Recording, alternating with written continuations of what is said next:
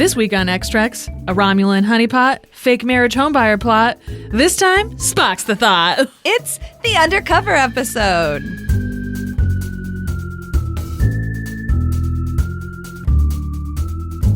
Welcome to Extracts, a podcast where we introduce each other to our fandoms one episode at a time.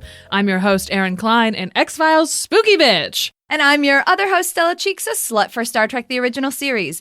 Each podcast, we pick 2 episodes that fit a cinematic theme, watch them together, and then record our feelings. Our theme this week is Undercover. There is no better Undercover episode in the original series than the Season 3 episode, The Enterprise Incident. Not only do we get Kirk going extremely undercover with a full Romulan makeover, did you know that Dr. McCoy was also a friggin' plastic surgeon? But Bones gets to do some capital A acting, and Spock gets to pretend that he's straight. Plus, we get to see our first female captain in Star Trek, the truly badass, if relentlessly horny Romulan commander. Is this episode extremely nonsensical? Oh, absolutely. Is it also amazing? Also, yes. There are actually a few X-Files episodes that could work for this theme, including the episode where Mulder may or may not have joined an underground terrorist operation. Unclear. I don't actually know if we're going to get to that one, but you'll like it when you get to see it. It's a really good episode. But we're visiting one of my absolute favorite episodes of the entire series, Season 6, Episode 15, Arcadia, otherwise known as the one where Mulder and Scully go undercover as a married couple in a creepy-ass suburb where people keep mysteriously disappearing and the monster is literally trash. Undercover Mulder and Scully feels, I'm in. Truly one of the best tropes of all time. Oh, so good. Fake relationship undercover, chef kiss. Oh, chef kiss. Got so many links. I've never personally looked into the links from this episode for the X-Files. I bet there's a lot. Yeah, there's gotta be. All right, you ready to dig it in there, Mr. Spock? Always. Spock, full census scan of the region, please. I did give a full report on it. Yes, sir. Mr. Spock, that was the past. I'm concerned with the present. Or is it becoming too much for this crew to present me with current information? No, sir. Compliance presents no problem. Then Mr. Spock, comply. Before we begin, a quick-ish episode summary. The episode begins with a Dr. McCoy voiceover claiming that Kirk has been acting out of the ordinary, full of tension and uncharacteristic aggression. And just to prove him right, Kirk orders the Enterprise into Romulan space seemingly without authorization. They immediately get intercepted by a fleet of Romulan ships with updated cloaking devices and give Kirk 1 hour to surrender. But, well, when have the Romulans ever been trustworthy? And they decide, fuck the hour and quote-unquote request, Kirk and Spock beam aboard the Romulan flagship. Aboard the Romulan ship, Kirk and Spock are taken to the commander, who is, dun-dun-dun, a beautiful woman. Kirk momentarily thinks about using his sex magic, but it becomes clear quickly that the commander will have absolutely none of his bullshit. Kirk claims that the instrument failure caused the ship to cross the neutral zone, but Spock divulges that the captain has gone insane and ordered the Enterprise into the neutral zone for his own glory. The Romulans remove Kirk to the bridge as he yells, I'll kill you, to his, quote, traitor alien first officer.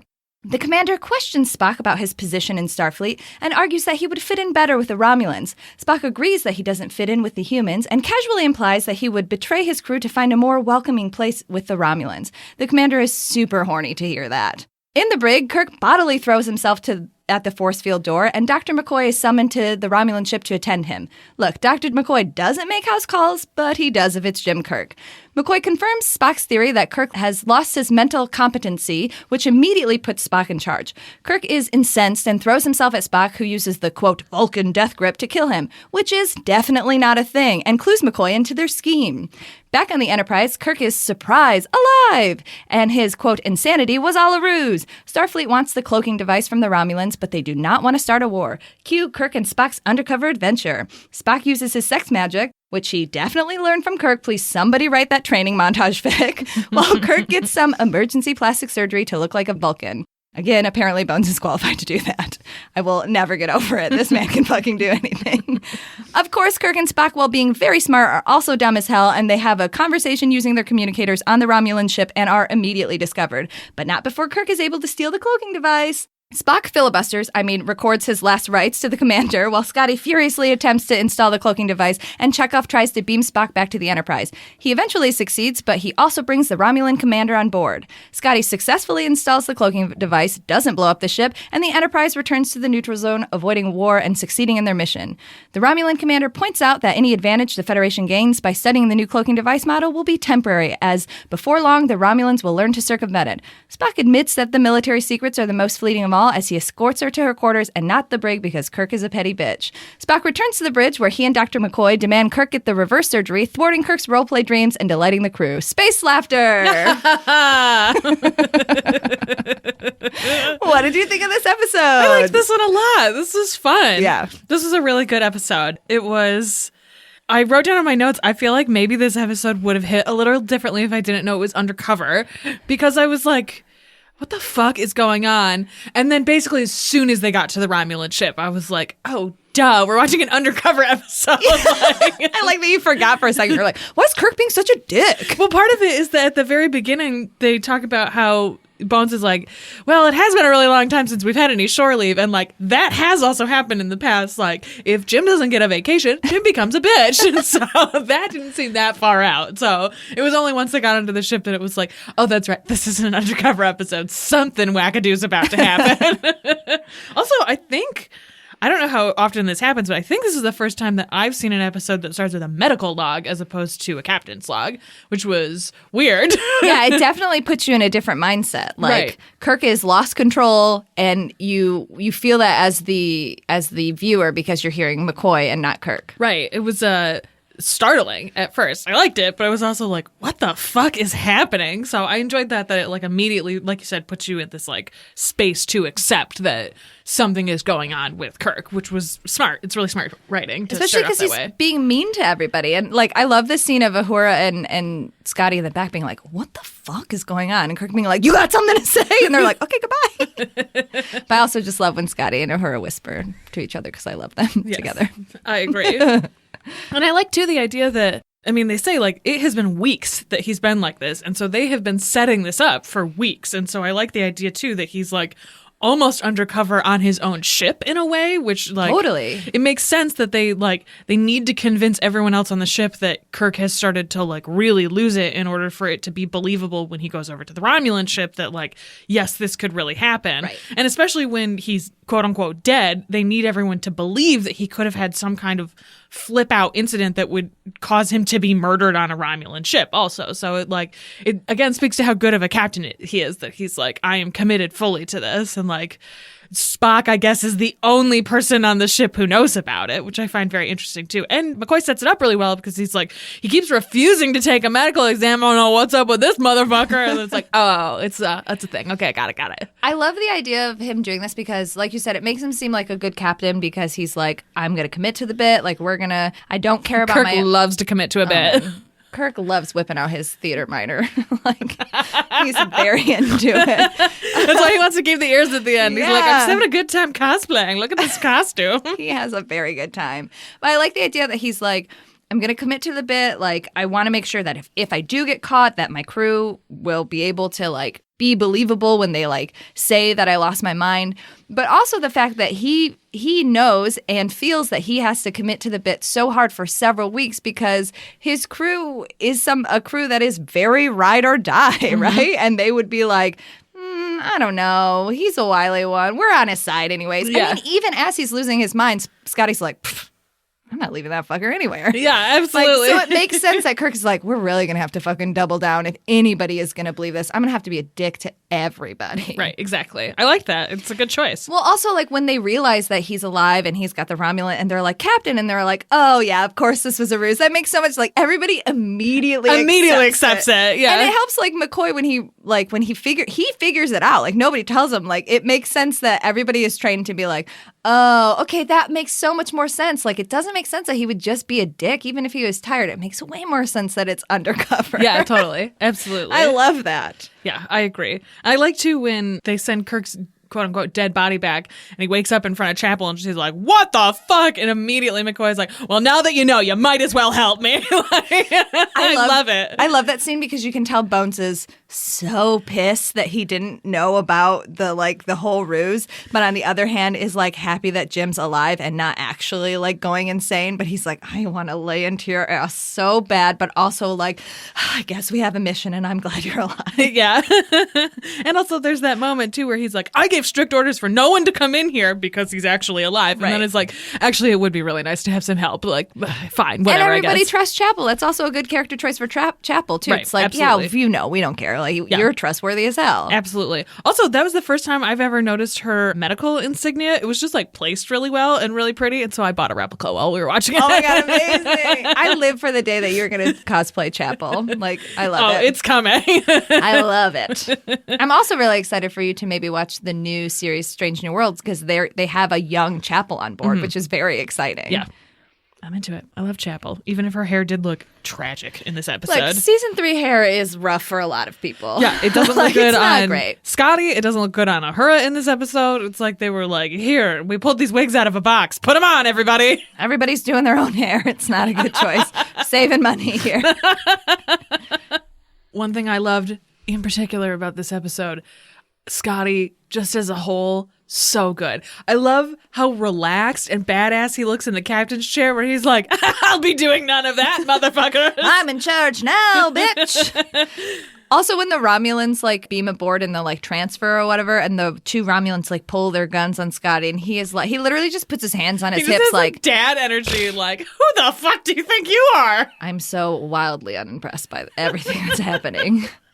I loved it. I thought it was great. I loved how delighted he was when he saw, because at first you don't see Kirk in the makeup, and so it looks like he's delighted that he's alive, and so you get this like very nice Scotty Kirk moment. What's their ship called? Do they have a ship? I don't know. Every time that I read anything with them fucking, it's like either part of like a big orgy or it's like a weird like I have a parasite and have to fuck somebody, so I don't really know they have a ship name. Okay, I like couldn't. Think I'm of sure it. they do. I'm sure that they so do. Rare pair. Rare pair, yeah. It's a rare pair that I made. Much like I. You just want anybody and everybody to fuck Scotty because Scotty fucks. Yeah, exactly. Everyone deserves to fuck Scotty. Absolutely. But it feels that same way as when like Spock discovers that Kirk is alive and et cetera, and vice versa.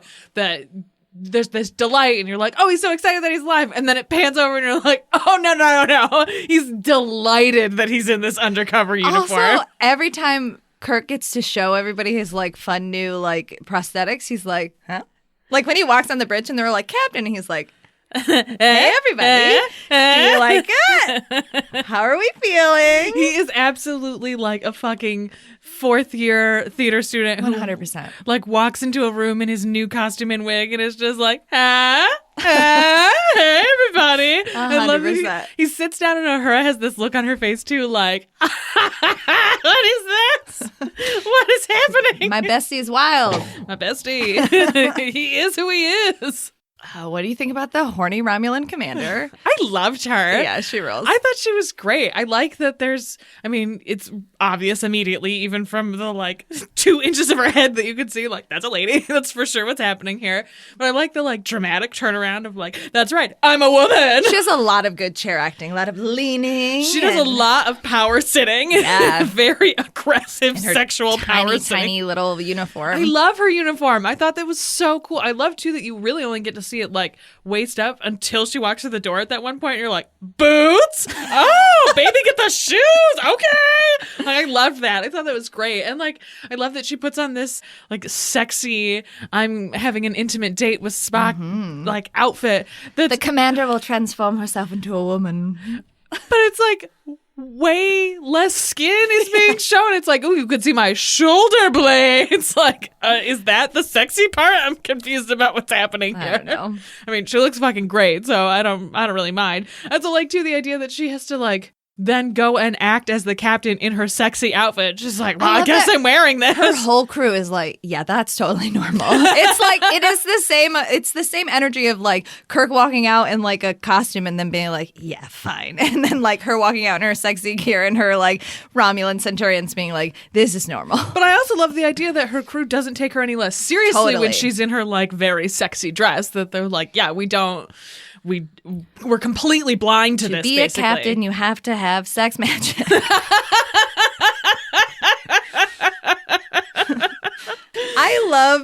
I love this commander because it is very Romulan too, to think like, Romulans are like, honestly, truly, relentlessly horny for no reason. I guess they were just like, well, Vulcans are really pent up, so like, I don't know, make their like cousins horn dogs. Yeah, because she sort of says too, like Vulcan's whole thing is that you're I'm like, not like Vulcan females. yeah, she's like, you guys are repressed and you do this on purpose. Us, we love emotion. We love to feel deeply. Like, oh, fuck, okay. I suck dick like a wild woman.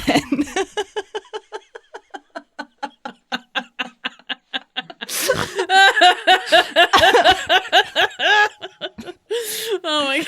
So it makes sense that she, like, is horny for Spock, but also, like, the way that she thinks that, like, she believes her own sex magic. It's probably worked for her many times in the past, right? But Spock is Spock and, like, cannot be... Starfleet's number one, but also, like, he's not going to betray Jim Kirk. Like, that's never going to happen. Ever. But it is nice that they flirt in an alien way. Mm-hmm. Like, it's nice that she uses, like, their shared cultural touchstones and is like, how do you fit into a Terran ship? Like, here's some alien food and shit. Like, they are, like, cousin, like, species, so it makes a lot of sense.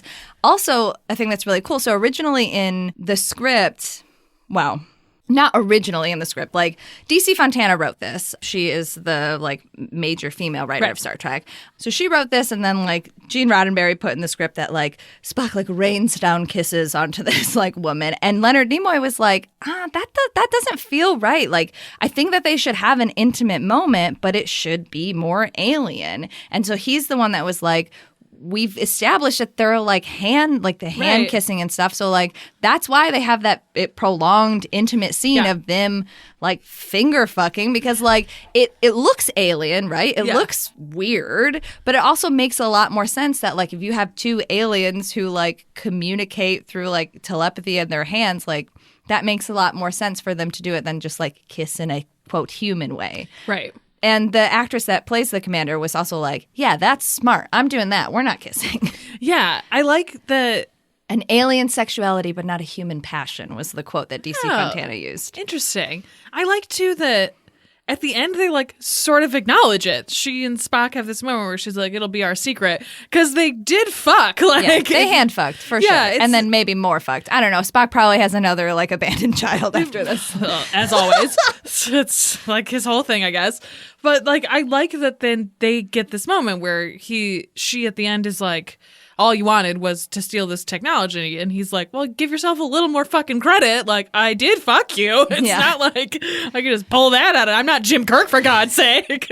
My sex magic only extends so far. Like, he has like a respect for her. And I think a lot of the things that she says probably do strike home a lot. You know, he's a child of two worlds or whatever. Like, they probably do strike home a lot. And like, they do have this very intimate moment, but he's like, but number one, like, I'm not going to betray, you know, Starfleet. Yeah.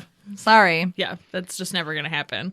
And he acquiesces when she's like, so you won this round, but like, how long is that going to like last? Like, yeah.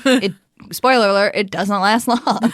And he's like, yeah, you're right. Maybe this was futile, but at least we got a good fuck out of it. Hey. I like too how she like just believes him when she's like, Vulcans can't lie, right? And he's like, absolutely right. And she's like, cool, I 100% believe you. As though he could not lie about that. It's just such a weird like catch-22 within itself.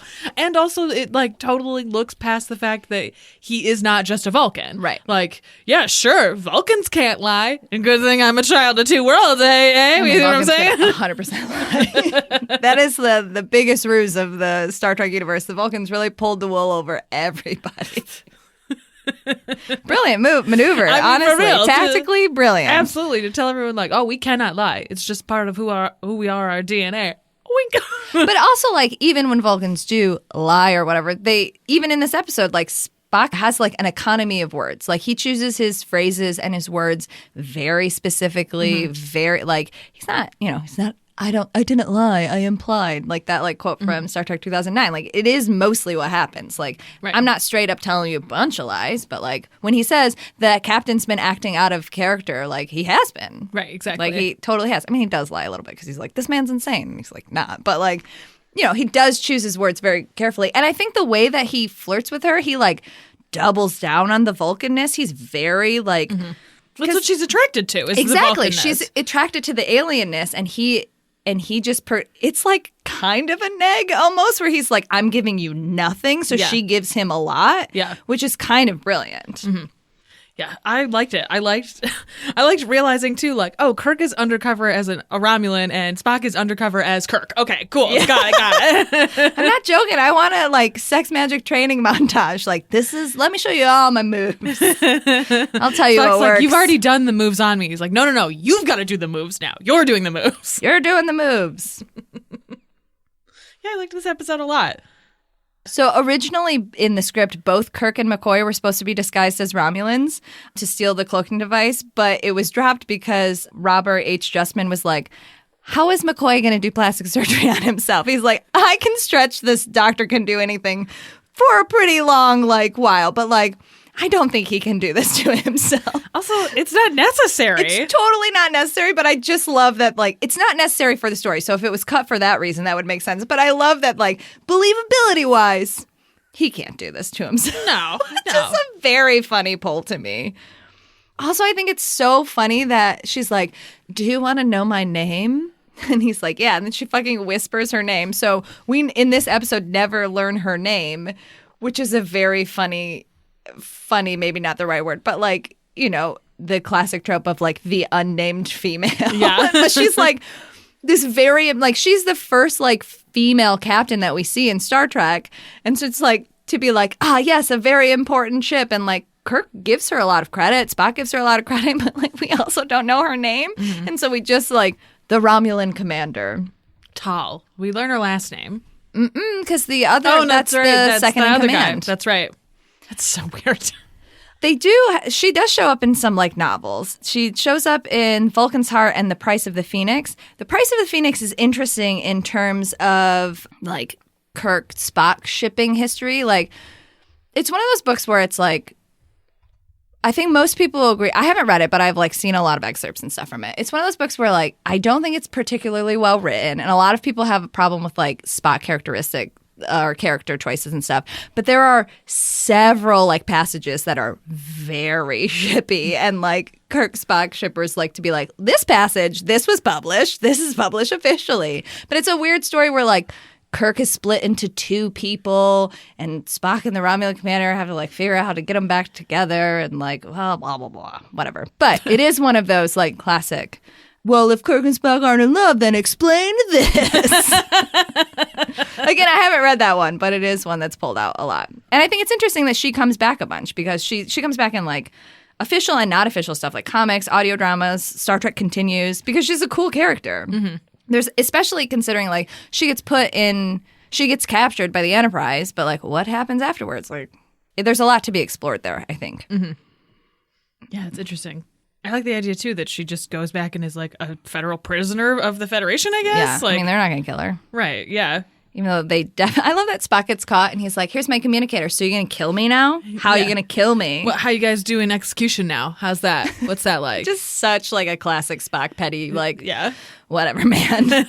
I also truly love that he just fully filibusters. He's I got to give these guys time to rescue me. 20 minutes? That should be enough. Fine, yeah. I love that he is Scotty could probably get this done in 20 minutes. 20 minutes, sure. I also love that they just cut to Scotty and he's alien technology, I can build anything. Well, but he's freaking out, right? He's I don't know if we can do this. And everyone's you got it. Everyone is so casual about it. And Scotty's I don't know. Even when he goes to push the button, he looks away. I'm gonna hurt my ship. Which I think is a very funny choice. Yeah. Scotty fucking rules. Yeah, this is a great Scotty episode. He's not you'd think because of the way that it's structured that it's very heavy triumvirate, but there's so much good Scotty in this that I'm every time I see good Scotty, I'm just I love this. Love this guy. There's good Chapel. There's good you get minimal shit from Chekhov, Sulu, and Uhura, but even that minimal stuff, the scene of them at the end where they're just watching their commanding officers act like assholes and they're delighted by it. They're yes, and the Enterprise has returned to normal after weeks of Kirk being an asshole. Yeah, I love how Kirk walks out my ears are cute. I think it would be okay if I kept them. And Spock's I'm going to turn my back and then I'm going to allow this private moment in front of everyone. I'm they weren't really that bad. It's fine. I guess I can think about this as jerk-off material later. And then it's just they just pan to Sulu and Uhura these fucking guys. I love it. It's so good. So Love a good space laughter. I think this episode is interesting because, like, there's so many things I love about this episode. But, like, it is a nonsensical episode. There are so many plot holes in this episode. Like, why were they able to beam them back on board and stuff? Like, why were the shields not up? Like, why is the, like, cloaking device, like, a fucking giant thing? Like, how would people be like, oh, Centurion? Like, birds of prey aren't as big as the Enterprise, so, like, you would think, like, they would know each other. We know everybody who's on this ship. Yeah. Like, there's a lot of plot holes in this one, but I think all of the Enterprise crew do a really good job acting, so it's, like, very fun. And I think that the actress who plays the Romulan commander does such a good job that it's like, this is fun. Who cares about plot holes? Whatever. Totally. And, like, the idea that, like, they capture this technology, but then it, like, kind of never really shows up that much anymore. Like, you would think that if they brought it back to Starfleet, they could, like, figure out something to do with it. But, I mean, I'm sure there's some, like, offhand line that Bobby was kind of reminding me of, like, the Federation being like, yeah, we don't use cloaking devices here because we're trustworthy. Only untrustworthy people like the Klingons and the Romulans do it, right? I don't know. So DC Fontana did write this one, and this is, you know, we love DC Fontana on this podcast, but she had a lot of mixed feelings about this. I just want to read this quote that she wrote because I thought it was interesting. She said, overall, it was not a bad episode, but I did have a lot of complaints about it and things that weren't approached or handled right. Let's face it, the romantic scene between the Romulan commander and Spock was totally out of context. Any Romulan worth her salt would have instantly suspected Spock because they are related races. That was wrong. Kirk's attitudes were wrong. A simple thing, the cloaking device was supposed to be a very small thing about the size of a watch, for instance, and it could have easily been hidden. But here's Kirk running around with this thing that looks like a lamp, you know, highly visible. This is stupidity as well as illogical thinking. Visually, it was stupid. Conceptually, it was very bad. There were a lot of things, little things that were changed, but my biggest objection is the scene between Spock and the woman because I really did not believe it. And I did not believe that the Romulan did not suspect Spock of something underhanded. She does know enough about Vulcan and Vulcans to know that something's afoot. Which I do agree with. Like, yeah. As much as I like this episode and I think the Romulan commander does, like, a really good job, and Romulans are now notoriously pretty horny, like, it does kind of undercut, like, it's hard because, like, I love the triumvirate and I like the found family to, like, succeed. It's like, this is a fun episode. But kind of from, like, a feminist perspective, you're like, oh, could the one female commander is so horny that she can't, like, get her shit together? Yeah. And also the idea that the Romulans, who are, like, sister races with the Vulcans, wouldn't know that the Vulcan death grip, which definitely sounds fake, isn't a thing. Yeah. So I can see, like, there's a lot to pick apart from this critically. But also it's kind of fun, so, like, who fucking cares? Yeah. But she also, like, to her credit, the commander also says, like, I don't really know a lot about Vulcans. Yeah. Like, I only kind of conceptually know about them. We're very isolated in our own Romulan space. Romulans are really isolated, and even though Vulcans are, like, part of the Federation, they are very, like, secretive. Right. So, like, that does kind of make sense. I'm assuming the Romulans are not telepathic in the same way that the Vulcans are. Otherwise, yeah, that would not make any sense. Yeah. Or Spock is just like, shields! Which is one of the best Sulu lines. Shields! Shields! Anyways, that's from a different movie. If Phil listens to this, he will really appreciate that. Oh, okay, great. Also, I found this out while I was researching and has actually nothing to do with this, but I just want to read it because I fucking love DC Fontana. So that we were talking about how, like, they changed the, like, kisses and stuff to be very, like, alien and sexuality and stuff. So DC Fontana in later years wrote in something called Vulcan's Glory that while it's established that Ponfar happens, it is a fertility cycle and that Vulcans can actually have sex anytime. So I love that she was like, fuck that. I want them to be able to fuck all the time and I'm writing it. I'm DC Fontana. I want everyone to, like, let them fuck. And I just appreciated that. So shout out to her for making them able to fuck all the time.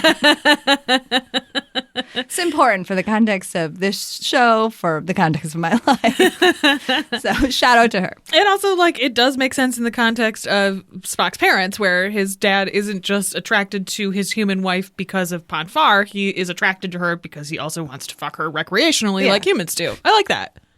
It's great. She's great. Synopsis showdown? Yes, let's do it. Kirk whips out his theater minor to go undercover as a captain that's lost his mind, while Spock utilizes all the sex magic tips he's picked up from Kirk over the years to try and steal a Romulan cloaking device. Kirk and Spock go undercover on a Romulan ship to steal some military secret. Kirk gets to dress up in a fun costume, and Spock gets to do some sex magic. Espionage! Espionage! Are you ready for Scully? It's me. I am. So how's your first night? Peaceful? Oh, it was wonderful. We just spooned up and fell asleep like little baby cats. Isn't that right, Honey Bunch? That's right, poopy hen. All right, a quick-ish summary. We cold open on a man who has decided to put an anonymously mailed tacky whirligig on his house to annoy his neighbors in his very strict HOA-supervised gated community, and is promptly murdered to death by a mysterious creature. Cut to Mulder and Scully, who are now undercover as a married couple in the same neighborhood, where we learn that several couples have gone mysteriously missing. We see the seeds for this weird-ass neighborhood when the panicked neighbors all show up to move their belongings, aka FBI equipment, into the house and out of the driveway before the deadline of the 6 p.m. move-ins. Mulder and Scully set about trying to prove the disappearances are actually murders and seem to find some evidence when they discover what looks like a blood clot on the blade of a ceiling fan. While Scully does Scully things, Mulder does everything in his power to piss off the neighbors by breaking every conceivable rule in the neighborhood Bible, the CCNRs. From fucking up his mailbox with orange juice and just straight up kicking it over, putting up a basketball hoop, and planting a pink plastic flamingo in the front yard. He's warned subtly by a note in his mailbox to be like the others before it gets dark, and then explicitly by his panicked neighbor, which leads to a sighting of the mysterious creature and the realization by the neighbors that they may also have been marked for death by a smashed out light bulb, strictly against the CCNRs. After having an interaction with the HOA head Gene, Scully and Mulder have begun to suspect that this weird-ass old man probably has something to do with the disappearances, and have become convinced that the Clines were buried in their front yard, causing Mulder to dig a Serenity reflecting pool in the front yard, which is not against the CCNRs. He checked. Looking for their bodies, where they find the mysterious whirligig with the label of Gene's Import Company. Scully calls for a forensic team to come out, but hears rumbling in the house where she's confronted by one of the missing neighbors, Big Mike, who tells her the monster is coming for her and shoves her in the closet while he fights the monster. Mulder confronts Gene and accuses him of sending the tacky whirligig to the Clines in order to have the monsters kill them. He handcuffs Gene to the mailbox and goes to rescue Scully, but a panicked Gene knows that being handcuffed to your mailbox is definitely against the CCNRs and is promptly murdered by his own creature, who disintegrates once the power is broken by the death of Gene. Scully comes running out, too late to see the monster, of course, who is now just a pile of dirt at Mulder's feet. Anyway, goodbye! And then they drive away. What did you think of this episode? I love tulpa mythology, so that was fun. All right. I did not know that you love tulpa, because I love tulpas. Right before they say it's a tulpa, you just went, oh, it's a tulpa! I was like, oh, shit! I watch and read a lot of bullshit. Also, like, truly, I know I said before, but like one of the best tropes in all of fanfic is like, we have to pretend to be a couple to go undercover, but oops, we have feelings for each other. Yes. Even though this one didn't end with him doing anything, this one was great of him being like, hey, and her being like, leave me the fuck alone. Yeah. Which is actually perfect and wonderful. Yeah, it's perfect flirting for the two of them. Like, they've established so well who these characters are, too, that you get this, like, very mirroring of their personalities as they're presenting each other undercover, which I like a lot. Yeah. I love the scene where they're going back and forth like, Laura, it's Laura. Rob, it's Rob. It's Scully, okay? I love the scene of her being like, and you left the toilet seat up and you fucked up the toothpaste and you did this wrong, and she comes out in the like face mask and he's like, oh, okay. It's very funny. It's very like, we've been together for a long time energy, even though they like technically aren't, but they technically have been. Yeah. It's a very nice touch. I also like, too, that this kind of sets up for the seeds for way later in the series. You discover, even after they've been like basically together and have had like a child and been more or less married, even though they never technically get married, they never live together. And this feels like the seeds of that, where she's like, I literally cannot live with your dumb ass ever. We will have separate residences. I mean, that is a smart choice by Scully. Yeah, absolutely. Mulder seems like a nightmare to live with. I love that Mulder is like, Mulder has very similar Kirk energy of like, oh, I'm whipping out this theater minor. Let's go. He's so excited. He's having a lot of fun. Meanwhile, Scully is barely making an effort. Yeah. She's like, I'm here, aren't I? God. And even Mulder's like, this isn't an X-File. And she's like, it's unexplained. I don't know. Whatever. Suck a dick, Mulder. Who cares? And then later when he's like, it is an X-File, she's like, oh, fuck. I just love how, like, over it she is the whole time. She's like, I'll do my job, but I'm not going to, like, act. That is not in my job description. She's very nice to Big Mike. She's like, Big Mike's a nice guy. yeah, even when she's very irritated at him because he broke all of her equipment, she's like, all right, I can like put on the Laura Petrie face and like pretend for this in this like individual interaction. And she does a good job too with Cammie, the neighbor, where when they're walking, she's like, I mean, I'm definitely being an FBI agent right now, and I do have this very unsurreptitious pen light for some reason. Like, she still is like acting enough that it's like, okay, you might just be a woman who isn't uncomfortable in this neighborhood in the same way that Cammie is a woman who's uncomfortable in this neighborhood. Has been like forced into this Stepford Wives type situation. I do love that flashlight scene because the actress who plays Cammie does give Scully a look of like, where the fuck did that flashlight come from? Which is a good look. Like, that's a good acting choice. Oh, what the hell? You just have this? Also, they like never commit to what her job is supposed to be either. And so it's like, well, I guess it's conceivable that whatever you do, you would just have this flashlight on you. And the neighborhood assumes that she's like the sugar mama. So right. She's like, just like independently whatever. wealthy, and she just supports her weird ass husband who stays home all the time. I also like that it's a good choice by Mulder to be like, I work from home. That's why I'm mysteriously here all day, every fucking day, fucking looking with my out my mailbox. window. Hey, digging around in the front yard like a weirdo. I love the idea of Mulder going undercover and committing to it, but also being like, I'm going to fuck around so much. I just like, that's the best Mulder energy of him being like, I don't care about any of the consequences. I actually want the consequences. Yes. Let's do it. Mulder loves consequences, just Mulder not in the way a loves normal human does. Incredible. I mean, that whole scene of him being like, he puts the flamingo out and he's like, yes, the gauntlet has been thrown. Bring it on, host. Very good. Yes. Also, where did they get all that stuff? The FBI just has like a warehouse of like, this is the undercover house stuff. I mean, actually, it would probably make sense. Yeah. There are probably a lot of undercover house situations. You don't want to just send people out with nothing, because I'm sure in real life that was a thing that happened and people were like, hey, all these boxes are empty. Pew, pew, pew, pew. And then they just like kill the undercover agent. So it makes sense that they would send them out with like a I truck like of the stuff. idea that it's an FBI issued like basketball property of the FBI. And later when Mulder brings out the Serenity Pool team, those are also undercover agents. And watching this the first time was the first time I noticed that they're in undercover like gardening clothes, but they're wearing FBI sunglasses. It's just such a good touch. Nobody is committing to the bit. No one in this weird neighborhood notices either. Well, they're all fucking so terrified that they're like, we can't even like I don't even want to make eye contact with this. Yeah, we can't clock that these guys are super weird because like we're all super weird because we're that's true. terrified all the time. You also noticed, and I had never noticed this either, none of the people in this neighborhood have children that we ever see. And you have to assume, because they say it's like the neighborhood for their families, that somebody has kids, but we never see it. So I like the idea that it's in the CCNRs that you're not allowed to have children. Well, the fact that they pull out a basketball hoop and they're like, "Ugh, you can't have a basketball hoop," that's when I was like, but like kids have like basketball hoops and stuff. And also like kids are weird and messy and stuff. And so like leave shit on the lawn. Right. So like I feel like murder would happen a lot more. Right.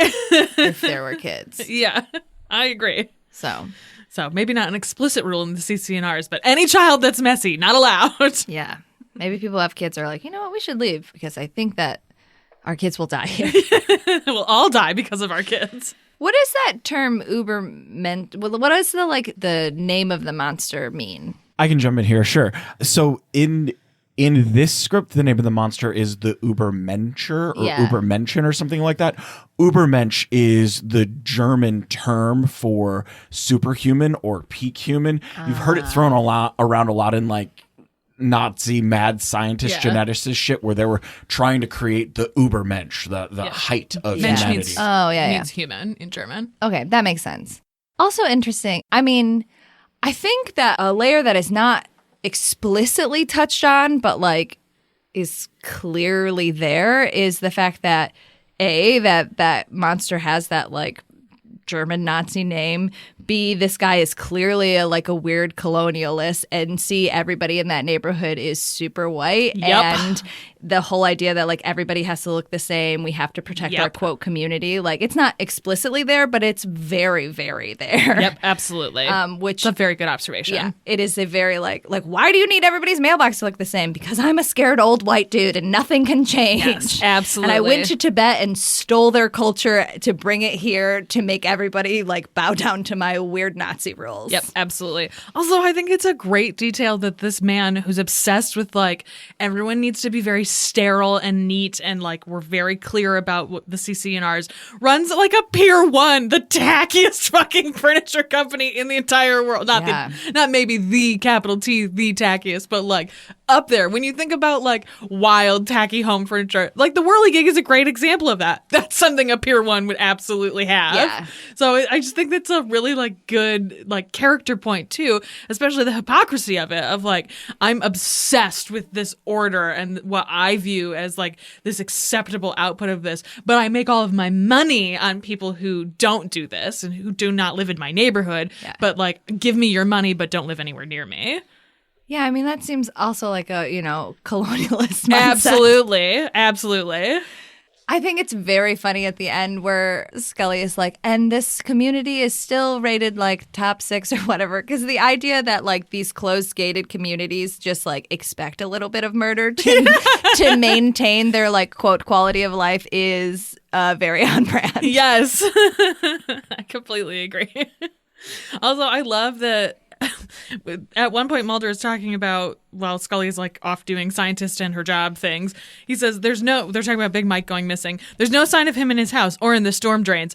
And he says that in a way that maybe could be a joke. I don't think it's a joke. I think Mulder absolutely went into 100%. The storm drain and was rooting around he's got to be down here somewhere. I think it's implied that he's the one that pulls the necklace out. Do they pull the necklace out? Yeah, because it's in a little bag. Oh, yeah, I guess you're right. He must have absolutely gone into the storm drain. She was drain. can you get this necklace out? And he was I'll do you one better. I'll roam around in the sewers for a while. Cannot wait. I thought you would never ask, Scully. Thank you so much. On my one complaint, not enough smell acting. If this is a garbage monster, again, not enough smell acting in the X-Files. Fair enough. That's fair enough. Especially because their house is basically coated in garbage at the end. Yeah. It looks like blood, and some of it may be blood, but mostly it's garbage. Yeah. A mix of blood and garbage. Yeah, right. Exactly. By then, Big Mike has been actually murdered too, so you have to assume at least some of it is blood. All right, this episode was written by Daniel Arkin, who was a first-year staff writer for the show. He was inspired to write this episode by a real incident in his life based in a planned community. So in 1991, he moved into a quote-unquote uptight planned community in Greenwich Village, and unfortunately his movers showed up late, forcing him to begin unloading his belongings in the later part of the evening because Arkin had neglected to read the community's 300-page long covenants, conditions, and restrictions. He was later shocked to discover the complex had fined him $1,000 for moving in after approved hours. The incident stuck in Arkin's mind, and when he later was tasked with writing a story for the X-Files, he immediately jumped to the frightening reality of planned communities, which yes, having lived in my parents lived in a very, very strict homeowners association community that was basically a suburb within a city.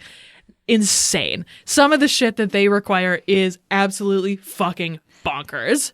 I don't understand the appeal. I mean, I get it because then you can control everything and you can be nothing can harm us. Right. We're afraid of people who don't look like us. Yeah. But so much work. Also, so much racism. There's so much racism that's involved in that, too. Well, it reminds me of that book that you read, the, Suburbs book. Yeah, I don't remember what it's called now, but it's a history of the suburbs and the way that they're, perceived in America. And, the idea behind suburbs is really interesting, and, there's a lot of good idea from the suburb because you spread out a little more. You're away from the city. They should be more eco-friendly, but really they just turned into Nazi communities. Not unless they're literally Nazi communities, but that idea of very strict control, and it also becomes very racist in many ways. That happened in my parents' neighborhood. There was a black family that moved in, and literally the whole neighborhood was how the fuck do we get rid of these people? And they still live there 20 years later, and I love them. I think it's fucking fantastic. They were you can eat all of our dicks. We will stay here until we fucking die. That's crazy. And also, like, it is hard to live in those communities when it is really clear everybody hates you. There was a woman who lived across the street from my parents who, one of the very strict rules in there, they don't live in a gated community, but they're in, like, planned community, was that you weren't allowed to have any type of fence in your front yard. So, like, basically you couldn't have a dog. Like, people had dogs, but they had to be really careful about obviously letting them out and the amount that they were outside. And she put up a very nice, like, black steel framed fence, and the neighborhood, like, attacked her. Basically, they made her life such a living hell that she had to take down this very expensive fence, and then she moved. She, like, left the neighborhood. They, like, kicked her out of the neighborhood because they were like, fuck you don't belong here. It was super fucked up. So, like, it totally makes sense that he would have this experience and be like, this is hell. Living in these communities is hell. It is a very difficult place to live if you want any kind of individuality. The real monsters are the people. Absolutely. 100%. So, absolutely. The idea to marry Mulder and Scully came from a writer's meeting where they were like, you know what's a convincing way for them to go undercover is if they're married. And also, LOL, fans are salivating for it at this point. This is after Triangle. So it is already pretty well established, like, Mulder definitely has feelings for Scully. Scully probably has feelings for Mulder, but is also just, like, disgusted with herself for the fact that she has any kind of feelings for him. And so it's nice to get this, again, like, seeds for what their relationship would be like if they actually lived together. Spoiler, it wouldn't go well. Yeah. Like, they're not actually a very well-matched pair in that sense. They need to live in separate abodes. In a 1999 marathon of fan-selected episodes, Arcadia was presented as the best Mulder and Scully chemistry, which I don't know that I necessarily agree with, but I like that I think, again, it's a good window into who they are outside of the office. You get this idea of, and also, like, when they come in and they're like, are you ready? Yeah, let's do it. Put these gloves on and it's time to do some science. Like, I love that. I think that also speaks to, like, this is why we are a good partnership and this is why we're a good team, because we have very common goals, even if we want very different things. And we're both committed and excited about our jobs. And, like, having two people who are married to the job, hard. Married to the same job, maybe less hard. The tagline for this episode is, Mulder and Scully are married. This could be the scariest X-Files ever. Amazing. Incredible. 10s across the board. This episode obviously really heavily utilized special effects because there's a bunch of shit going on. But there's a lot of, like, various makeup and digital effects that were inserted into the final to give it, like, an appropriate feel for all of the, like, Ubermensch and tulpa stuff that was going on. Sherry Monsanto Metcalf, who was the makeup head for the X-Files, was responsible for making Big Mike appear, like, mauled and bloody, which is only, like, a couple of minutes. He's not on screen for super long. Applying that makeup took 4 hours, and the guy who played Big Mike had to wear that makeup for almost 12 hours straight, which is wild. For that one scene? Yes! That's too long. Way too long. That's way too fucking long. Some notes from the costume designer, Christine Peters. She was tasked with designing the outfits for Mulder and Scully. And she was like, you know what Mulder would do? Go 100% in on Full this, throttle. like, Lacoste bullshit khakis, like, shoulder sweater thing. But you even notice, like, Scully is basically wearing the same thing. She has a couple of details that are different, and the idea is that Scully would have a look that she was very committed to and did not want to break away from, which is, like, absolutely true to her character. I'll put on a lighter colored cardigan, I guess. Right, exactly. It's just like, I styled my hair behind my ears. This is all I'm willing to give you. Incredible. The show's production crew had a really difficult time making the actual garbage monster. It also earned a variety of colorful nicknames, courtesy of the show's production staff, including Gumby on steroids, Mr. Butterworth, Fecal Fred, and the Shit Monster. The makeup supervisor, John Volich, eventually designed a monster outfit that was effectively like a foam rubber suit made out of urethane, which is the thing that they make, like, disposable sponges out of. That then they tore a bunch of rubber and, like, stuck it all over it, and then they submerged it in gunk to create that, like, garbagey look of it, which is probably also why they called it the Shit Monster. But they, like, created this, like, very intense suit, and then they cut almost all of the shots of the monster. You barely see it. Yeah, you, like, barely see it. They recorded a lot of the monster, and then in editing they wound up just cutting almost all of it because they couldn't get the, like, look to translate correctly. Right. And I think it is better to have it be like, here are the feet, here's, like, the big shadow, here's, like, one quick shot of the monster. I think that's way more effective effective, then like we're gonna really spend a lot of time looking at Fecal Fred over here. Like, I think that they ultimately make the right call on that. Digital effects supervisor Bill Miller was tasked with making Scully's handheld video that they show. Again, not a lot. You don't really see a ton of that. They gave him the footage for that. So the show aired on Sundays. They gave it to him on Friday and were like, good luck. And it took him 6 hours just to make what they did because they wanted a very specific shot, not of the view of the handycam, but of Scully's view of the handycam. And so he had to like digitally impose the look of the camera onto the screen over the stuff that they had edited. And again, gave it to him like 48 hours before the episode was supposed to air, and we're like, good luck, I guess. Bye. But like, I love that those shots of her, because you basically get a field report from her. Yeah. But it's her recording it, and like, of course she would do it this way. This is how she records all of her like autopsy stuff. We've seen that a lot from her. So it feels very in character.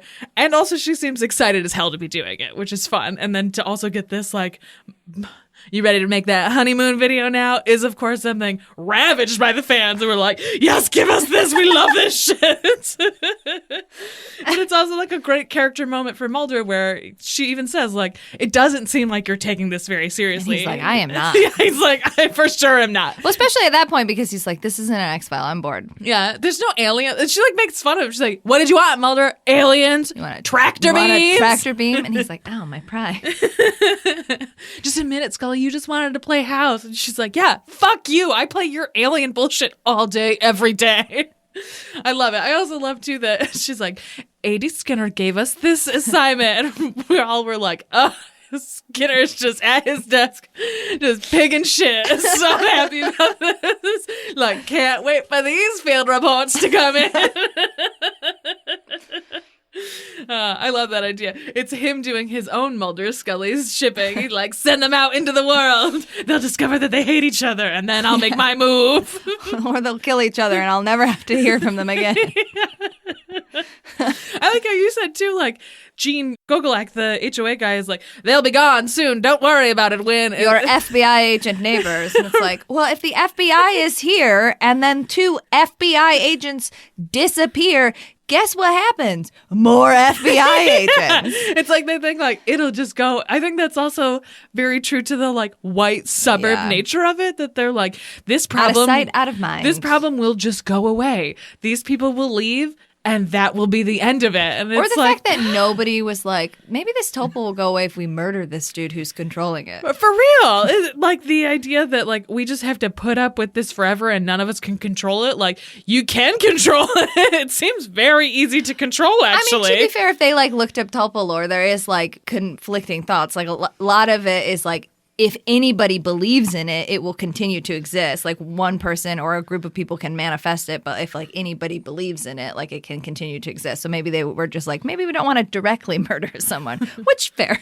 And I like too at the end that Scully's like giving her overview of it, and they're like, all of the neighbors immediately blamed him. He 100%. Was definitely responsible for it. How did he die? Who knows? Anyway, bye. And they just shut the door, and all the people go inside their homes, and they just drive away into the sunset. Like, that's enough of that. And Cammy's like, don't help him. He gets what he deserves. I love that. I love that moment from Cammy where Wynn's like, oh, maybe I should help him. And she's like, no, he deserves it. Get back in the house. She's not wrong. She's not wrong. I think she does a great job. I watching this episode through this time, I really appreciated how well cast she is, especially as someone who Scully immediately notices as, you don't want this life. You're kind of trapped here, and like I can recognize that in you. So I liked that a lot. I thought that she did a great job.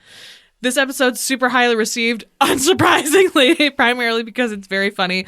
There are 2 main levels of humor that people really like. The obviously like blatantly hilarious pairing of Mulder and Scully as a husband and wife, but also this like perfect parody aspect of a planned community of like how ridiculous the CC&Rs are, and how he has it like on a Bible stand and like, rules are rules. This is how we do things here.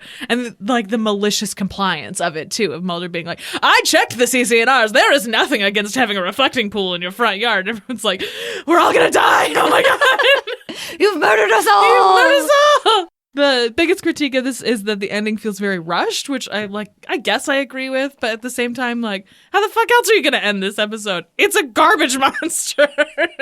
Yeah. Like, whatever. I'll accept that this Scully and Mulder are going to be like, we got to bring everybody to court because they manifested this monster with their brains or whatever. Like, right. no. And I love how there's that scene where Googleack is like, what are you going to do? You're going to take me to court? They're going to laugh you out of it. And Mulder's like, you think I care about court, motherfucker? I do all of this for my own enjoyment. Right? Do you know what our court case success rate is? 4%. Case solved success rate very high, but nobody goes to prison. No. Although there is an episode, I think it's a couple of seasons before this, where Scully quotes to Skinner like, our closure rate or our like success in prosecution rate is 67%, which like how? How the fuck did that happen? Because Mulder solves it, and then Scully is like, okay, that did happen, but here's how we put someone in jail. Translate this into the criminal justice system. Yeah. And we don't let Mulder take the stand. Because history has shown that does not end well. You've seen Tombs. You know what happens. Tombs, yeah. He's 100 years old. I know what you've done. Oh. Let me get this mistrial. Yikes. Classic Mulder. All right, synopsis showdown? Sure. Mulder and Scully go undercover, barely, in an insane gated community where they fight a garbage monster and then wash their hands of the whole affair. A.D. Skinner had a really good time reading the Arcadia Falls report.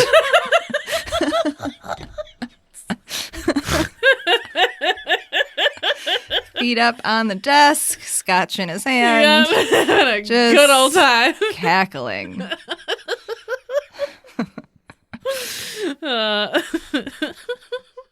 Are you ready for Deep Throat's mission logs? Yes, let's do it. Well, if all the shouting's over up there, I'd like for you to report to sickbay. What for? Well, you're due in surgery. I'm going to bob your ears. Captain, please go. So, starting with the Enterprise incident, as Stell mentioned, written by D.C. Fontana, directed by John Meredith Lucas. Lucas was producer on much of Season 2, also co-producer on Ben Casey and The Fugitive, received 2 Emmy nominations for his work on Insight. We discussed him earlier when we discussed The Changeling, which he wrote as well. Fontana's original story outline was titled Ears. Oh, incredible.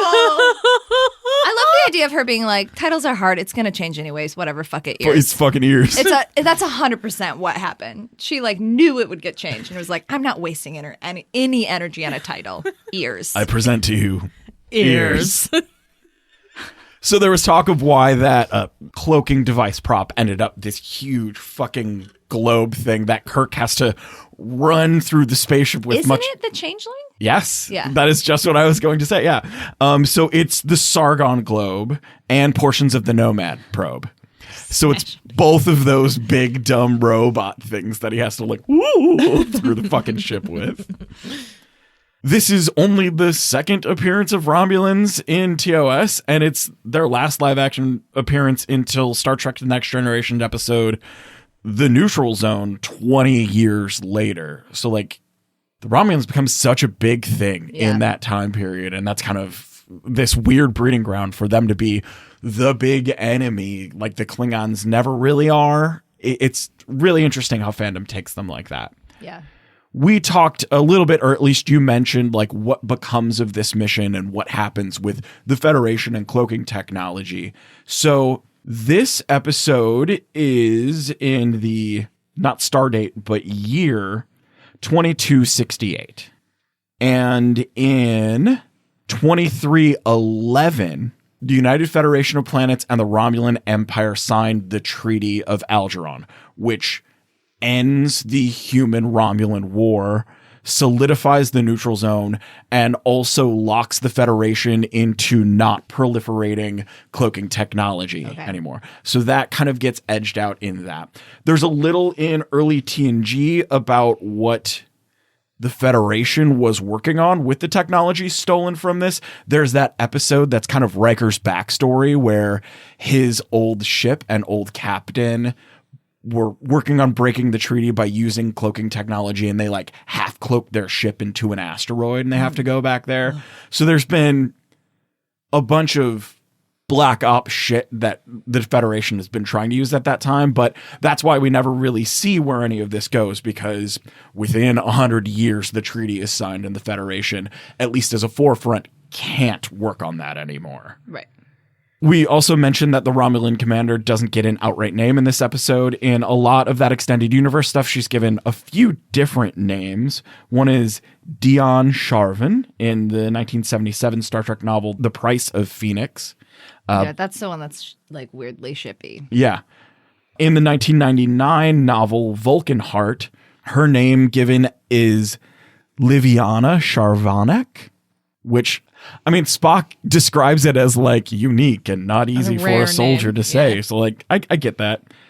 None of these are canonical, of course, but the second one seems to have higher authority and credibility within the extended fandom. In the 1984 novel, My Enemy, My Ally, it states that she got her name stripped after the incident in this episode. So you don't have a name anymore? You don't have a name anymore.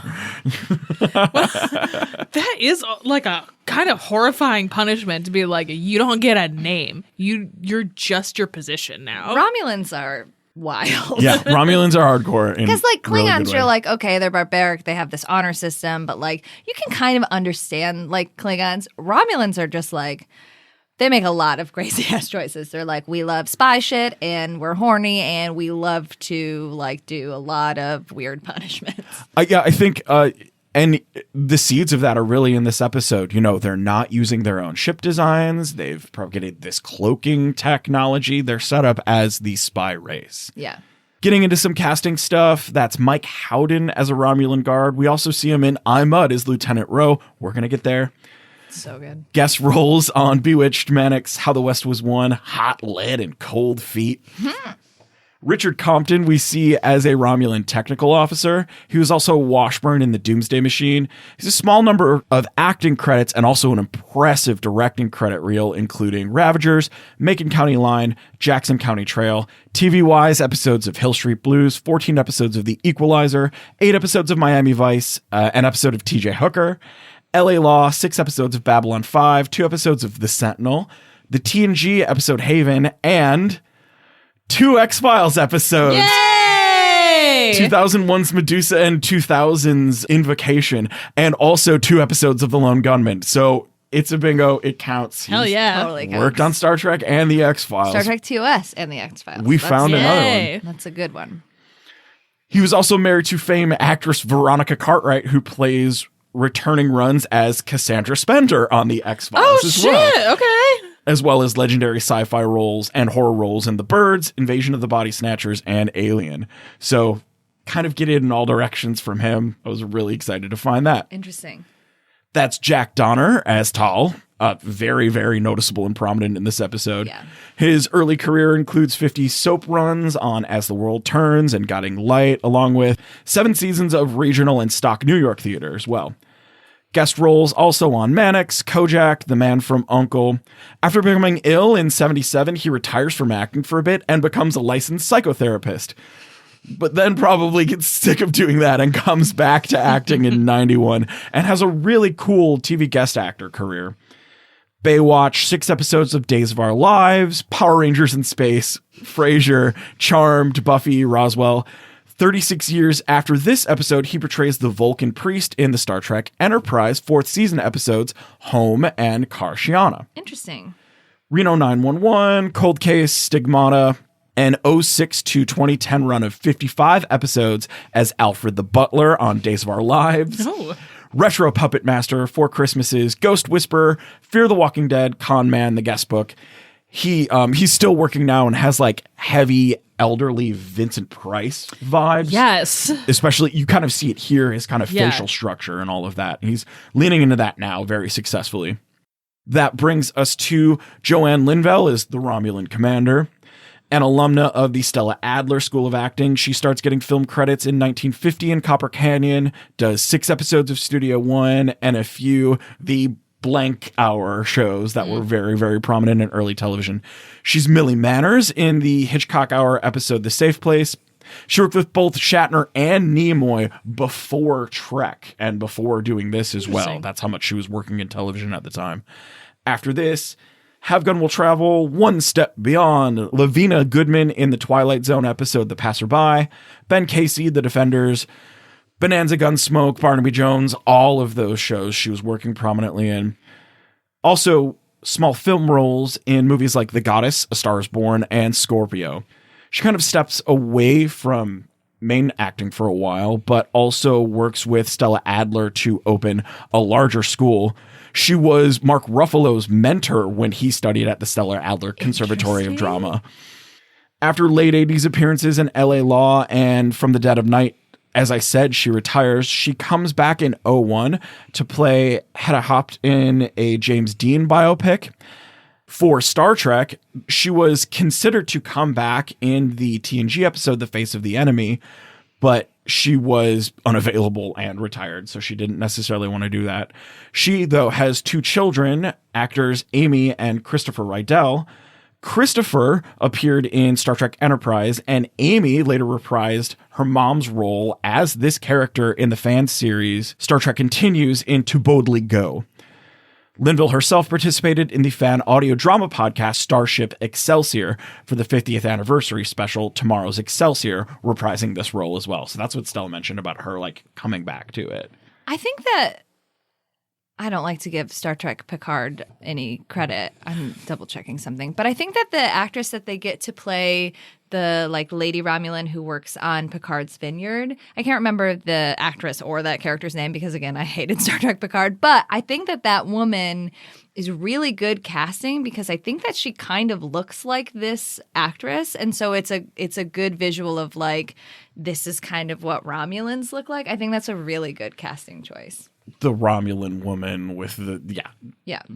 Very good. Yeah. I definitely see that. And I definitely understand people having misgivings about Picard. Picard blows. That's a different podcast. Whatever. I hate that stupid series. We'll move on to Arcadia. As Erin mentions, written by Daniel Arkin. Arkin also writes the wonderful season 8 episode Red Rum. Oh, that's a good episode. That's him as well. I don't think we get to it in this show. It's not lined up for anything yet. I don't think so, But no. It'll be a great one to watch later. Yeah. Really, really good season 8 stuff. I believe you.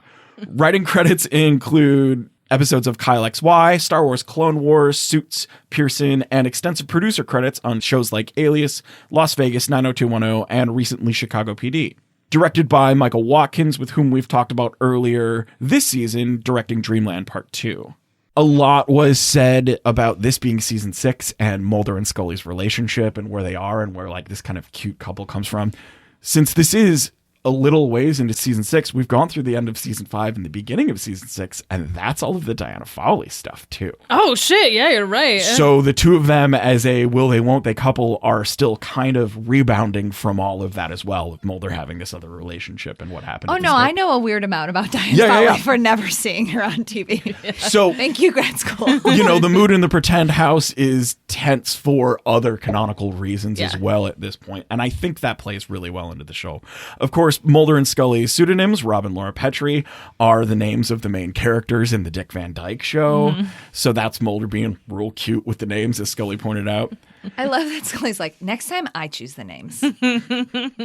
We see on the paint can that's being used to paint over the mailbox Gulf Breeze paint. That was a brand that was also used in the episode Kitsunagari. We also see the name Polizzi painted on one of the neighbors' mailboxes, and that's in honor of Lauren Polizzi, who was one of the main art directors on The X-Files as well. Moving on to casting stuff for Arcadia. Playing Nancy Klein is Julia Donald. She was Jenny in The Muppets Take Manhattan. She's very bad at floral design. Well. It's not in the CCNRs, so it doesn't matter. One of my notes. I was like, what is happening here? She had returning roles on The Law, and Henry McGraw is in the TNG episode of Matter of Perspective and the DS9 episode Profit Motive. 6 episodes of Murder 1, all before this. After this, 8 episodes of NYPD Blue, and one of her last credits is the Trek Untold podcast discussing being on DS9. As her husband, David Cline, that's Tom Virtue, which Stell pointed out right away. Is dad from Even Stevens. Steve Stevens from Even Stevens. Absolutely. He's also in Green Book and playing Tom Richards in Iron Man 3. He's a Second City Chicago alum with other credits on Newhart, The Building, Walker, Texas Ranger, Bonnie, 4 episodes of Voyager as Supervisor and Lieutenant Baxter, guest runs on most modern soap operas, and Reverend Stone on The Secret Life of Teenagers. He has several stuff in post-production right now, so get it, Steve Stevens. Hell yeah. Someone's got to be not a shitbag from that show. Who'd have thought it would be him? Yeah. Kind of amazing. As Gordon, that's Tim Bagley, not Ed Bagley. Thank you. That's Tim Bagley. After college, for him came a string of picturesque odd jobs, including a butler at the Playboy Mansion, which he wrote a 1-person show about. I fucking bet he did. I think it was named like Dirty Stories Clean Guy or something like that. I forget the exact title of it. Ridiculous. He was a Mitzi Gaynor dancer as well, a page at Paramount Studios, and a reader at a court reporting college. Began taking acting classes with Gordon Hunt, Nina Foch, Howard Fine, and the Groundlings, for whom he wrote and performed with from 89 to 95. He's best known for his works on Strip Mall, Harold Crenshaw on Monk, Tim on Shit My Dad Says, Pratt on Web Theory, Principal Pearson on Teachers, Larry on Will and Grace, Dr. Pellegrino in Knocked Up, and Peter on Grace and Frankie. He's got a great, like, big, friendly sitcom face. He's definitely one of those dudes. Playing the aforementioned Ubermensch is Roger Morrissey, and there was supposed to be a lot more of him in this episode, which I kind of think gets lost how big of a dude he is. 7'4", 340 pounds. Holy shit. Nuts. I'm literally Googling him because I want to know how big he is. 7'4", 340, big fucking dude. He also, speaking of like big dudes and big monster, he also plays the beta hydrogen on Voyager, on the Voyager episode Hunters.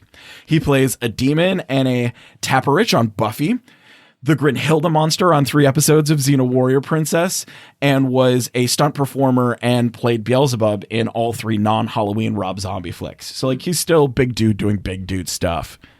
Did you find pictures of him? Yeah, I got rid of it, but he's a big dude. He's a big fucking dude. Complimented earlier as Cammy Schroeder is Marnie McPhail. She also does an episode of Space Above and Beyond before this, so is loosely linked to the X-Files writers' room and is known by them. She's also Iger in Star Trek First Contact. Interesting. And Anastasia Targus in the interactive movie game Star Trek Borg. Also does an episode of Voyager as Alcia. That is the Voyager episode Innocence. So here's the thing. All of Voyager is one big blob in my head that I was like, oh, yeah. It's fine. Yeah. It's fine. It's fine. Great captain, terrible show.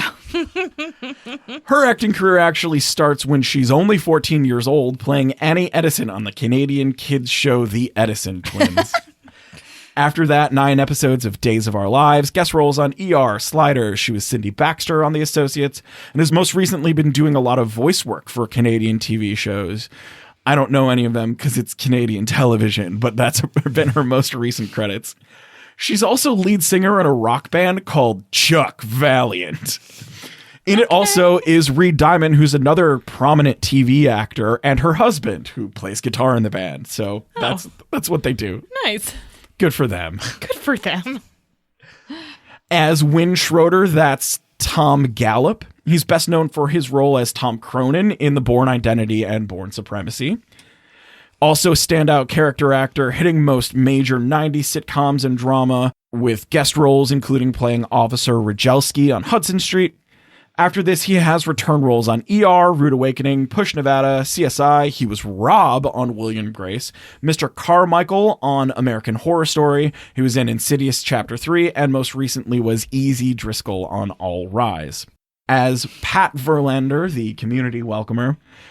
She was great. She's so Here's the well. gift basket. She's really so cool. well cast. That's Deborah Christofferson.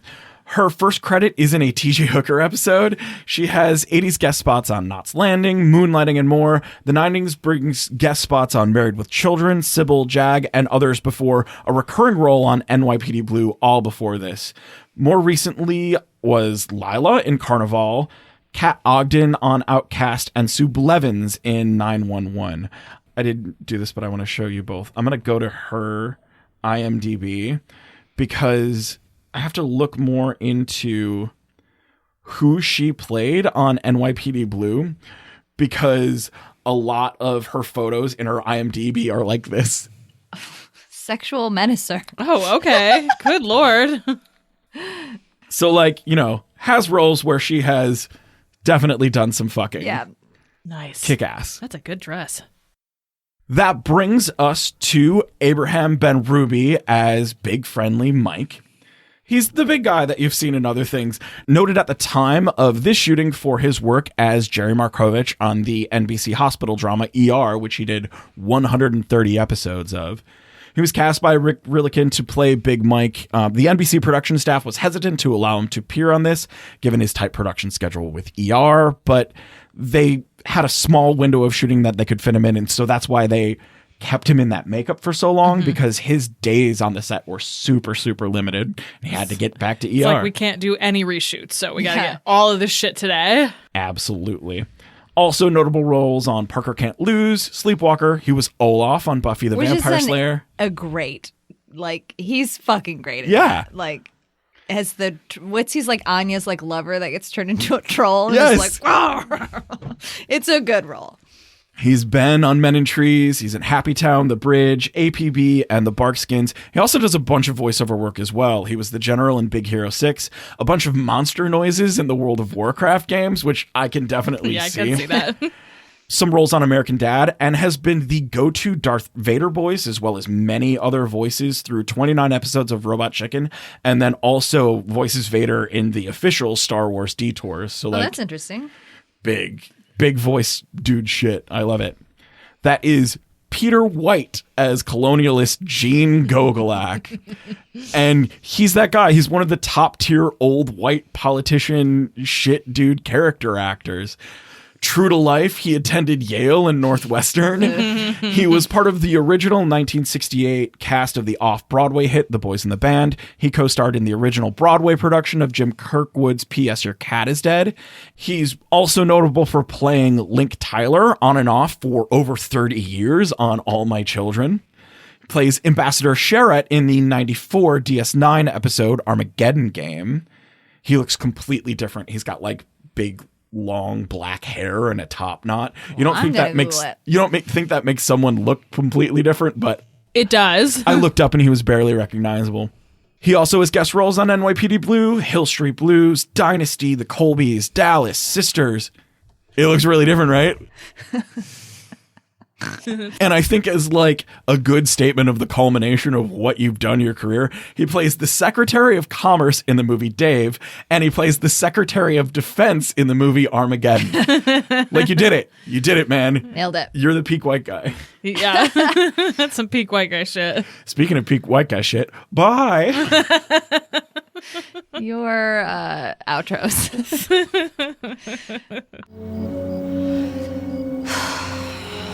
Look, Mulder, huge creatures aside, do you care to hear what I think? Always. All right, wrapping up. These episodes fit together because they were undercover. We nailed the theme again. We did it. We didn't have to shoehorn it in this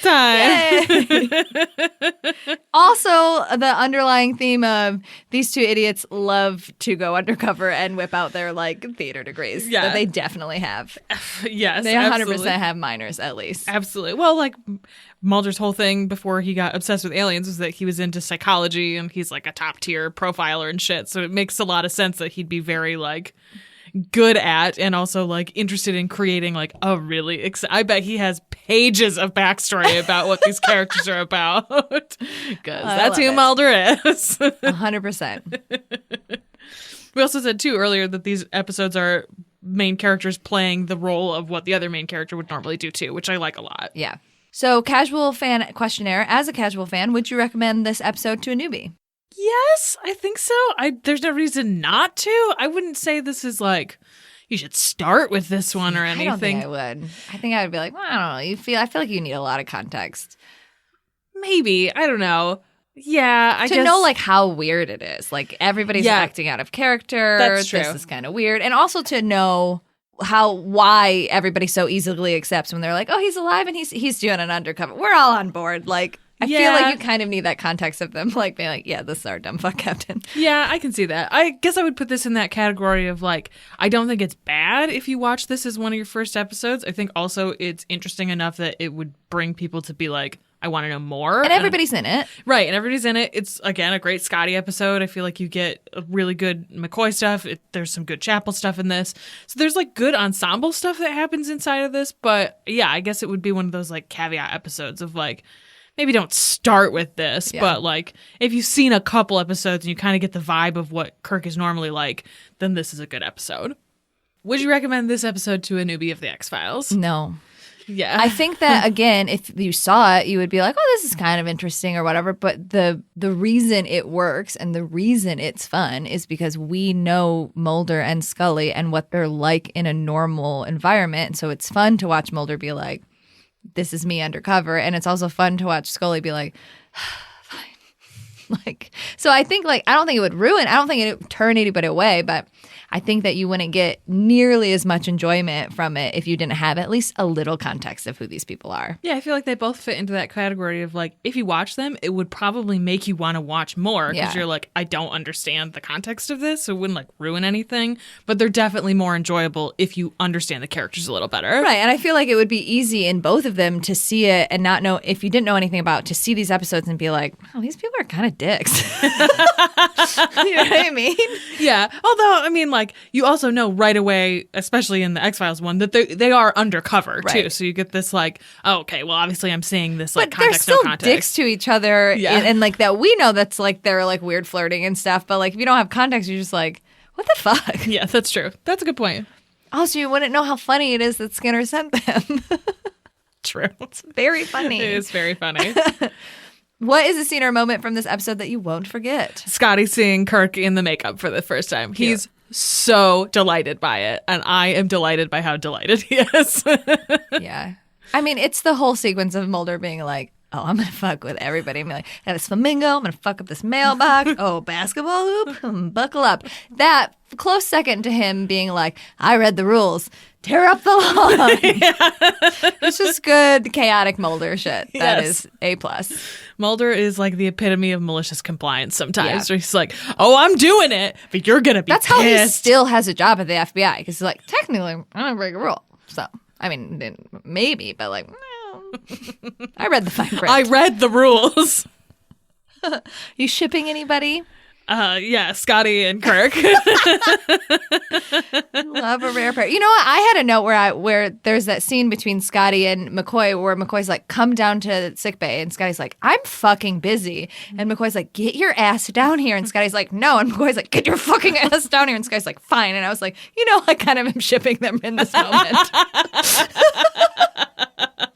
So I get it. Everyone, again, Scotty deserves to bet whoever he wants. Yeah, exactly. I feel like Scotty's the perfect example, too, of like, it would not fuck up his job or anyone else's job. He's absolutely no strings attached. He's like, hell yeah, we got this connection for like a day. Oh, no wonder week. you like him. Yeah, duh.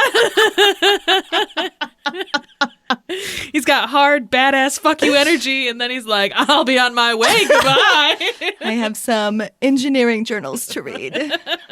You want to come talk about this thing in my room with me? Wink, wink. No? Okay, cool. See you later. I actually do have a lot of things I'd like to read.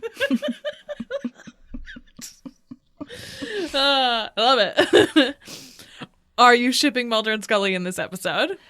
Yes and no. It's like them, like, it's that energy of clearly they know each other so well. Clearly they have this, like, pre-arranged, like, they know each other so well, whatever, but also, like, they are hilarious dicks to each other in this. Yeah. And it is a moment of, like, yeah, how would this work? Yes. Like, yeah, they should kiss and be together, but also, like, practically, is it a good idea? So, like, yes and no. Yeah. I love that scene. We talked about this earlier where she's like wearing the face mask and he's like, ah. But when he like immediately gets past it and he's like, come lay into bed with me. We are married. We're and she's like, get now. out of the bed. Take your one shoe and get out of this bed. Where is the other shoe molder? Also, I love the idea that the FBI only sent them one bed because I just assumed he slept on the couch. Like, there's no way he went to a guest room and slept in a bed. He absolutely slept on the couch. That's where he's happiest. It's true. He's only had a bed for like 4 episodes, so it's like, I don't need a bed. Is this episode a fuck, fine, or a flop? It's like a fuck minus. There are a lot of plot holes. There's a lot of things that are like extraordinary amount of plot holes.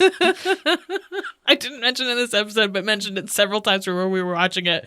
I love the moment where Kirk picks up the cloaking device and opens his sash like he's gonna stick it inside. And he's like, "Ooh, this is big." There are things about it like that I don't know that I would give it a full fuck, but it is really good. There were a lot of things that I really enjoyed about it. It's just that now if we watched this in season 1, I think I would call it a fuck. But I've seen so many episodes now that my bar is a little higher, and so the fact that there are a lot of plot holes does lower it down like a half grade for me. That's fair. Is this a fuck, fine, or a flop for Arcadia? I think this is a fuck. Yeah. It's like very fun. Yeah. And again, I love a tulpa, so I was like, oh, this is a monster I enjoy. It's a good episode for me. Clever take on a tulpa. Yes. Love a clever take on an old monster. All right, that's it. You can find us on the internet. Follow us at NYD Productions on Twitter and Instagram, and interact with the show using the hashtag XTrexPod. You can find me at NYDUrgency on Instagram. You can find me on Twitter at Stella_Cheeks. And you can find me on Twitter at Haberdasher9K. You can also email us at xtrexpod@gmail.com with questions or comments. You say Undercover, I hear roleplay. I have several links for both Star Trek and the X-Files. It's a smorgasbord. Also, I did not know this was a let's pretend we're a couple and go undercover episode because I got links for that. For both. I got a lot of links. It's a good trope. Anyways. Really excited about that. It's one of my favorite tropes. Fake relationship to real relationship. It's the best. And if you want more special behind-the-scenes action like our script notes, outtakes like some top-tier Tulpa talk, extra podcasts like unofficial channels, and access to our Discord, then check out our Patreon at patreon.com/NYD Productions, where you can get access to all that and more for only $1. And don't forget to subscribe. You're going to hate yourself when you listen back to that. I know. And don't forget to subscribe wherever you listen to podcasts and to tell your friends. We find this nerdy shit is better when it's shared. We'll see you next time for the Mysterious Disappearance episode. In the meantime, believe boldly. Speak true. Ship proudly. X-Trex is created and written by Stella Cheeks, Erin Cline, and Bobby Hoffman, and produced by Bobby Hoffman for NYD Productions. Our show theme is Alien Spy by Ionix, and our show art was made by Jonathan Curtis.